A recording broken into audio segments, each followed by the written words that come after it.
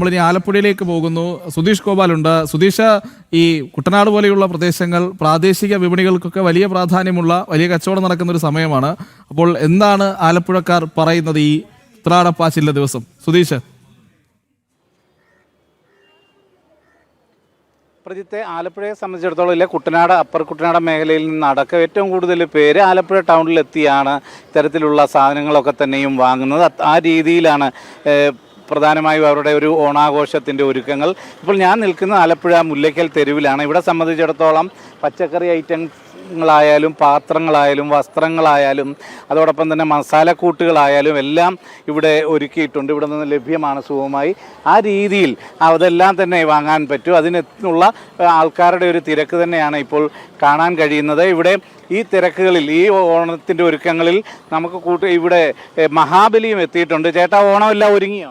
ഒരുങ്ങി. ഓണാശംസകൾ എല്ലാവർക്കും എൻ്റെ പുതുമ നിറഞ്ഞ പുത്തമ്പുലരിയുടെ നല്ല ഓണാശംസകൾ നേരുകയാണ്.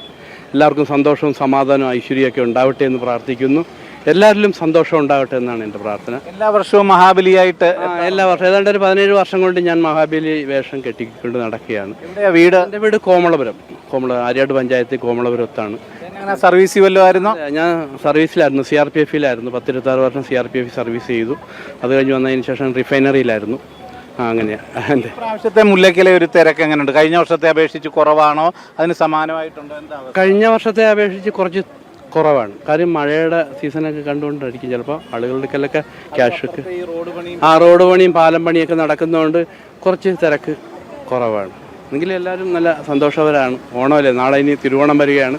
അപ്പോൾ തിരുവോണത്തിൻ്റെ നല്ല ആശംസകൾ ഞാൻ എല്ലാവർക്കും അറിയിക്കുന്നു. Okay, happy Onam.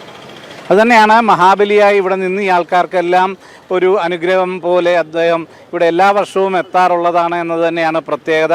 ഇപ്പോൾ ഇവിടെ വസ്ത്രവിപണി, കാരണം അത് തന്നെ തമിഴ്നാട്ടിൽ നിന്നും മറ്റും എത്തുന്ന വിൽപ്പനക്കാരുണ്ട്. അതിനു പുറമെയാണ് മസാലക്കൂട്ടുകളും മറ്റും വിൽക്കുന്ന ആൾക്കാരുണ്ട്. ആ രീതിയിലെല്ലാം തന്നെ വലിയ ഒരു തിരക്ക് തന്നെയാണ് മുല്ലയ്ക്കലിൽ കാണാൻ സാധിക്കുന്നത്.